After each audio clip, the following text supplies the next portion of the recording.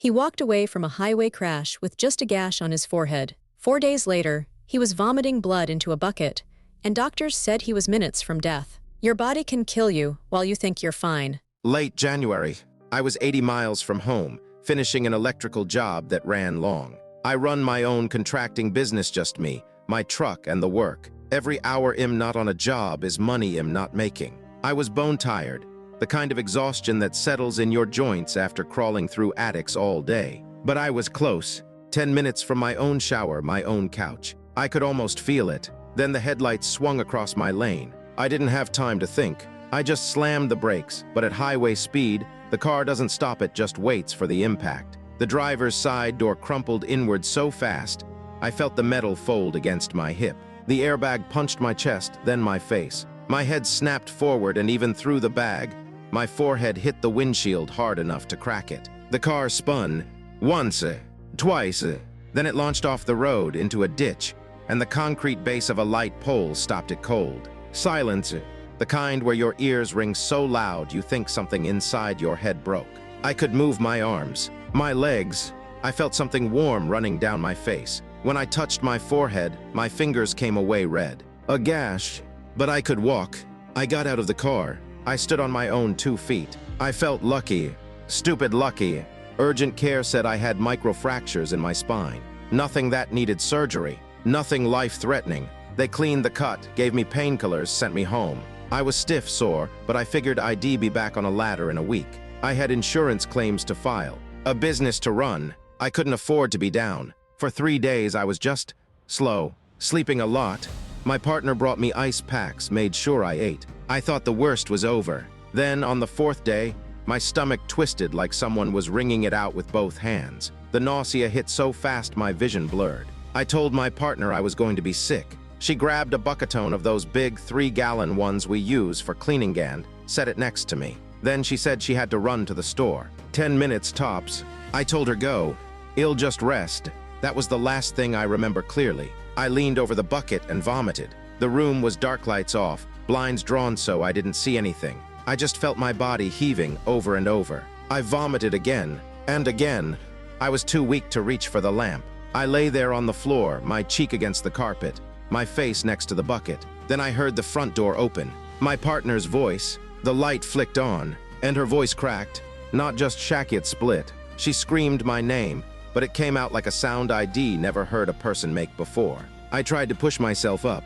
I said I needed to get to the bathroom. I got to my knees, forced myself to stand, and my legs just stopped existing. I came to on the floor. My head was throbbing. I'd hit the door frame on the way down. My ribs had slammed into the metal stand where we keep the dog's water bowls. I found out later the stand was dented. I dented metal with my ribs. When I woke up, the nausea was back, and I was vomiting again. This time I saw what was in the bucket. Dark blood, almost black, thick with clots, a third of the bucket full. My partner was already on the phone with 911. Her voice a thin, high wire of panic. That's when I understood I might not make it. Paramedics arrived fast. After that, it's a blur of sirens, fluorescent lights, and voices shouting numbers I didn't recognize. I remember a doctor leaning over me, saying something about a scope, about bleeding they couldn't locate. Someone shoved a consent form into my hand. I couldn't hold the pen. My partner signed it. They sedated me for the procedure. When I came to, if you can call it, that I was in the ICU. My wrists were tied to the bed rails. My family was standing around me, and they all looked like they'd been awake for days. I learned later I'd been trying to pull out my breathing tube. Even sedated, my body was fighting. They had to restrain me to keep me alive. Then the doctor came in. Quiet man, very calm. He told my family I had 6 ruptured blood vessels. Torn in the accident, I'd been bleeding internally for 4 days. When they got me to the table, I was in class Roman for hemorrhagic shock, most severe category of blood loss. I had lost more than half my total blood volume. I received 6 units of blood, multiple transfusions. He looked at them and said with absolute precision that I was minutes away from dying. If my partner had come home 5 minutes later, if the paramedics had been delayed, if the surgeon hadn't been in the building, I would not be here. That was the moment I understood the accident wasn't the near-death experience. The accident was just the setup. The real kill shot was the 4 days I spent thinking I was fine.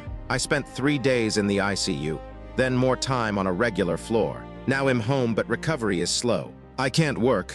I run a small electrical business by myself. It's just me, my truck, and my tools. Not being able to lift, to climb, to drive, it's crippling. And on top of that, I'm fighting the other driver's insurance company. Red tape, paperwork, trying to prove that the crash they called minor nearly killed me a week later. What I keep coming back to is how easily I dismissed it. I walked away from a highway speed crash with a cut on my head and thought that was the end. I thought urgent care had done their job, but internal injuries don't show up on x-rays. 6 torn vessels don't hurt until your abdomen is filling with blood. I'm lucky.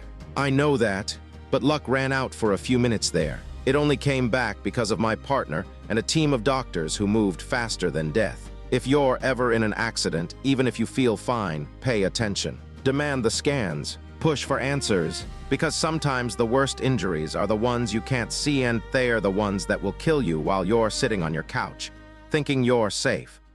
Hello, I'm Dr. Julian Reed. The driver who turned across that lane at highway speed exhibits a textbook pattern moral disengagement through systemic evasion. There's no evidence they stopped, no evidence they engaged with the husband after the collision. That absence is itself a psychological defensive way of collapsing a near homicide into a transaction. Insurance claim, police report, abstraction, by deferring all accountability to their carrier. They've built a buffer zone between their actions and the consequences, allowing them to maintain a self-narrative where this was simply an unfortunate event, not a moment of catastrophic personal failure. What's insidious here is diffusion of responsibility. The driver has weaponized bureaucracy as a shield. The red tape, the delays, the dehumanizing back and forth, these aren't incidental.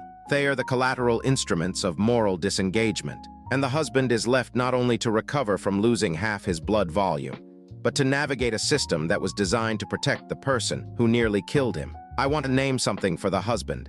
And for anyone who's been in his position, the trauma of being erased from the perpetrator's consciousness is real. When the person who harmed you refuses to acknowledge your suffering, your nervous system registers it as a second injury. It tells you your pain is invisible, that you're alone in bearing its weight. That compounds recovery. It inflames powerlessness. It deepens the injustice. And yet there's the moral ambiguity. Would it have been better if the driver had stayed, sat in the waiting room during the 6 transfusions? Would that have brought closure, or would it have tethered the husband's survival to the driver's guilt? The driver's retreat into bureaucratic silence may be a failure of accountability, but it also spares the husband the psychological labor of managing the guilt of the person who almost killed him. The question isn't simply whether the driver was wrong to disappear. It's whether our culture of insurance and liability has created a system that encourages perpetrators to vanish, and whether that vanishing is a form of mercy or a second wound.